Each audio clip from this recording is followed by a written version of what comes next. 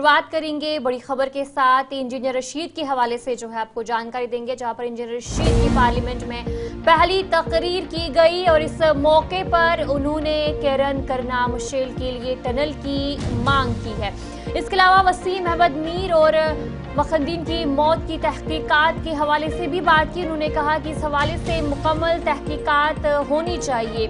Engineer Rashid 2 दिन हिरासती payroll पर है, उन्हें पेरोल की मंजूरी जो है वो दी गई है। और इसी बीच इंजीनियर रशीद ने जो पहली तकरीर की और पहली तकरीर में ही उन्होंने केरन करना मुश्किल के लिए टनल की मांग की और साथ ही साथ जो सोपोर और कठवा में जो दोनों मामले पेश आए थे उस हवाले से उन्होंने कहा कि इस पर तहकीकात होनी चाहिए। इंजीनियर रशीद जो 2019 से एक केस के सिलसिले में हिरासत में हैं, उन्हें दिल्ली हाई कोर्ट ने जारी बजट इजलास में शिरकत के लिए 2 रोज़ा तहरीर पर रिहाई जो है वो दी है।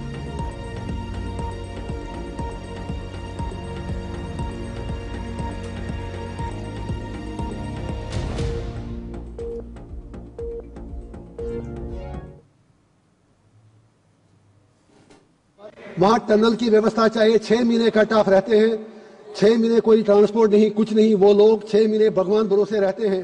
तो मेरी सरकार से एक गुजारिश है कि वहां पर इन तीनों जगहों पर करना, मच्छल और केरन के लिए टनल की व्यवस्था की जाए। और साथ ही मेरी रिक्वेस्ट ये है कि वसीम अहमद मीर और मखनदीन, इन 2 का अभी पिछले आपने पढ़ा होगा पेपर में, इनकी डेथ हो गई फोर्सेस के हाथ एलिजिबिलिटी, उसकी इन्वेस्टिगेशन होनी चाहिए। हमारा खून सस्ता नहीं है, हमें जीने दो, हमें जीने का हक है।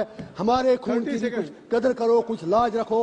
क्यों रोज वसीम मीर की खून की जरूरत पड़ती है हमारे फोर्सेस को। इस बात की मेरी गुजारिश है अपनी सरकार से, इसकी फुल्ली इन्वेस्टिगेशन हो और जिन लोगों ने भी उनको गोली मारी।